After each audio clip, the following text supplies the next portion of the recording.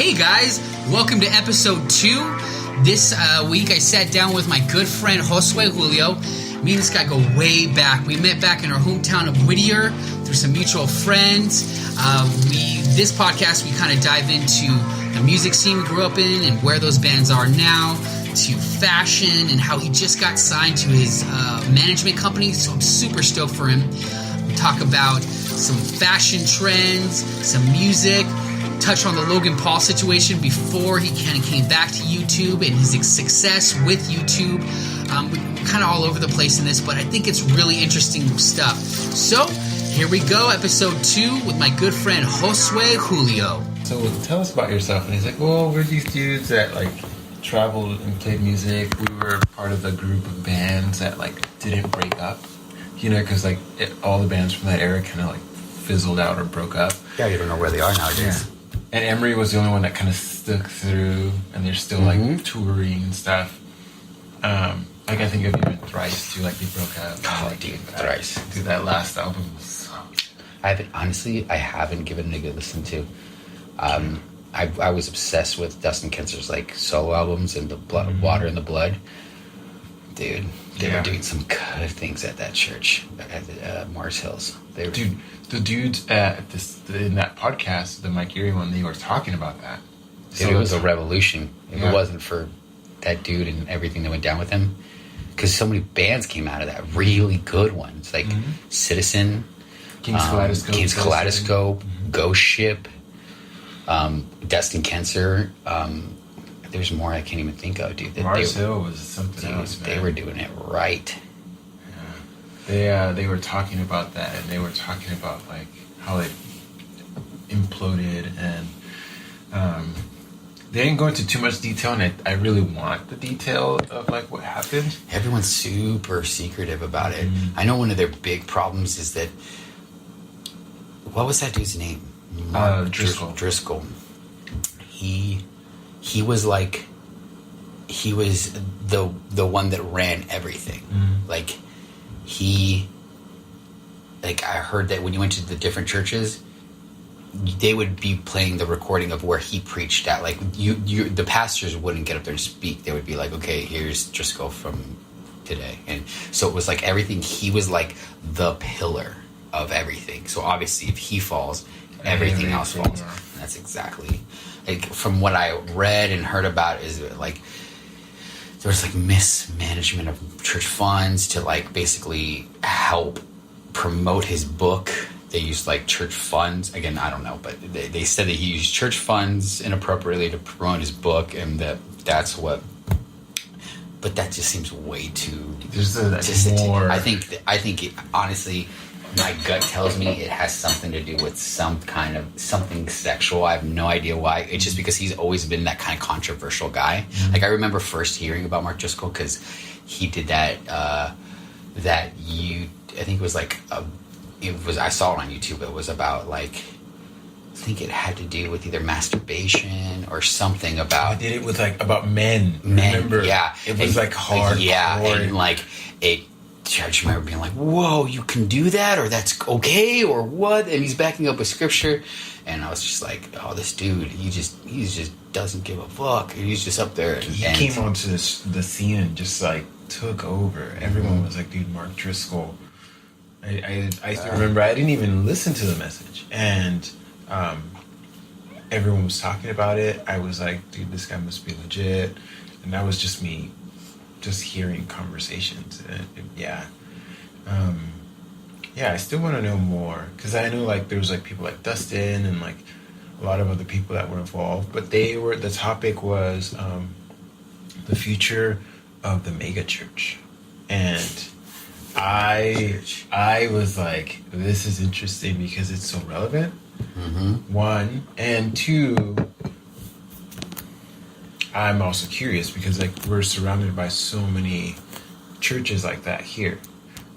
That you know, every church is a mega church. It's like hard to not find a mega church, and especially when I was a part of a mega church with Mike Erie. I would sit in the green room with Mike Erie, and he's still the coolest guy. I love Mike Erie to the day, and even if he did something crazy, I just have a crazy amount of respect for Mike Erie. Same. But I just remember vividly, like, for me, it felt like a dream come true, where I'm like, this is like the pastor for me. Like, he I just think so highly of him, and I'm sitting in a green room with him between services. He's grubbing on snacks, and I'm about to go open up worship for him. Like, this is the epitome. Like, I've made it. And it just feels so empty, because you're just like, oh, this is just a big show. This is all a production. Like having a showrunner at EV Free, the person coming in and being like, okay, Mike, when you're talking about this, you're kind of getting off, so we want to try to focus on this. One of the girl singers, that black shirt is really clashing with the black background, so can you just put on that jacket that you have? And then to musicians, like, okay, you on the second verse, so that first song, you kind of came in a little iffy, so we want to tighten that up. Like, it was just like, it was a production. And you realize, oh, that's what this is. Like, when you're out there and you get the chills and you feel the spirit, you're like, no, that's just like a suspended C chord that someone's holding down on the synth that's supposed to invoke that. And it's like, it's all just structure. And that's not to say that people weren't really generally feeling things, but it just touched more on the fact that you can fake it. You can create a vibe. You can create tears. You can create emotions. You can spark all these by the songs you play, by the message itself, by the way that you speak, and the way that you kind of transition from song to song. It can all be, It's there's like a recipe that has been perfected to produce like an emotional connection at services now. And they that topic was just, I mean, it's relatable. We're a product of going to a church or mega church. Well, it's funny because me and you come from, we I think me and you've been both, where we've both been in the tiniest of churches, like opposite of mega churches, where, like, which I love the best too. I mean, it has its flaws. Oh, because it's human. Because everyone flawed. knows each other. So it totally has its flaws. But I think it's so cool that, like, we've both experienced both. Where, like, you had House of Grace. I know I was a little bit of part of House of Grace, but mine was like College Ave.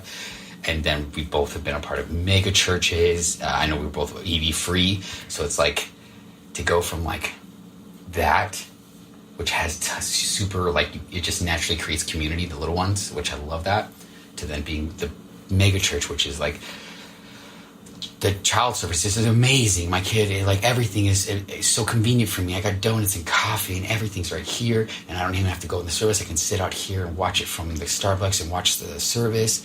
And if I don't want to talk to anybody, no one knows me, so I don't have to be noticed at all.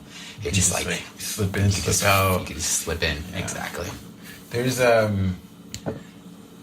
it's interesting just because I feel like having so much, like, accessible to you in a mega church has made it so that, like, the environment that we live in, which is like very Western, everything is readily accessible. It's made it so that church is kind of like that. So mega churches make sense and it feels right, because that's kind of what we're accustomed to in other things that we do in life. Everything is being simplified. Everything is, you look at the way Amazon is doing things, they're just taken over by going big or going home. And I feel like mega churches are doing that, and a lot of small churches are fizzling out and aren't making it, but that topic, for me, I was completely, like, honed in on it, just because I feel like I haven't had the chance to.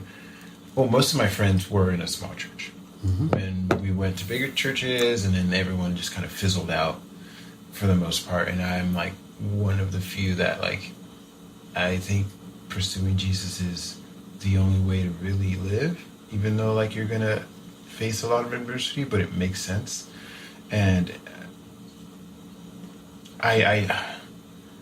I feel like the effect of, or the evolution of like these bigger churches are this. It's gonna attract people to the point where they're trying to crank out numbers, and then when like the dynamic changes, they're gonna maybe compromise their ethics, or they're gonna compromise what their core values are to continue to make numbers. The numbers. Mm-hmm. And it becomes like you start to see what you said, where it's a production, it is a business, it's a business, big business. Yeah. Tax-free business, dude. You're reaping in the dough, man. Dude, let's sit down. Actually, I think it was the last show I ever played with Alabaster Stones. And we played at the Constellation Room, like so the small stage. And that night, Amber Lynn was playing on the main stage. So in the middle of my set, there's like a song that I didn't play on at all, and so I would stand off stage. But because I knew Amber Lynn was playing, I literally ran off stage, ran to the next room, and watched Amber Lynn play a song, and then came back and finished my set. But after the show, I was hanging out in like the outside area, and I happened to be close to I think he owned, or he was one of like the main people that ran that venue. And that was right after the Driscoll thing happened. So Dustin was leading worship at a church that was being run out of that venue. Like, so the church rented the observatory to do church on Sundays, and Dustin led worship. And he was talking about how much money that church has to pay him to rent the venue, and how much money they make, like in like obviously they don't go broke. Like, they make enough money to afford to pay a weekly rent or a monthly rent to have church there. And I remember specifically him saying, like, man, the money is in churches. The way to make money is to start a church, because it's tax-free, so you're not paying taxes, and the money just flows in. Yeah, and it's like you capitalize on people that are broken. And I get it. You can get help at church. Like, you can find people that you can relate with. It's like the best place for, even myself. I was in a place where the church saved me from the darkest self, the darkest parts of myself. And it's awesome, but you get to a point where you're also, they have these like, we need your help moments, and you get that in your head where you're like, okay, I'm helping, but then it comes to a point where you almost feel like obligated to do it, and it's fine, because you're I think we're in a society that we're so used to, like, hey, I put something in, or like I'm here taking something, like I should pay for it. Nothing is free, it's you hear it all the time. And yeah, it becomes this like, when you think about like the behind the scenes stuff, where there's like untaxed, and there's very few people in charge of a lot of money. People are susceptible to just falling short and trying to cut corners and figure out ways to take care of themselves. I don't know. I kind of wish there was maybe more of the Mars Hill fallout, or to hear more of the behind the scenes out there, so that other people can learn. I think there is some good. In the Bible it says that God makes pretty things out of the really dude, that makes me think of that song that like he makes beautiful things. I can't remember the words, but by Gungor. Yeah, that's it. I know. Dude, they have a good podcast. Do they? Dude, everyone's got a podcast, man. Well, they were comparing, like, the liturgist is more of like your typical, like, beautiful music and like meditations and things like that. And is that the podcast, The Liturgist? Yeah. Is that Gungor? Mm-hmm. It's so funny because this is the second podcast now that I have totally listened to and had no idea that that's who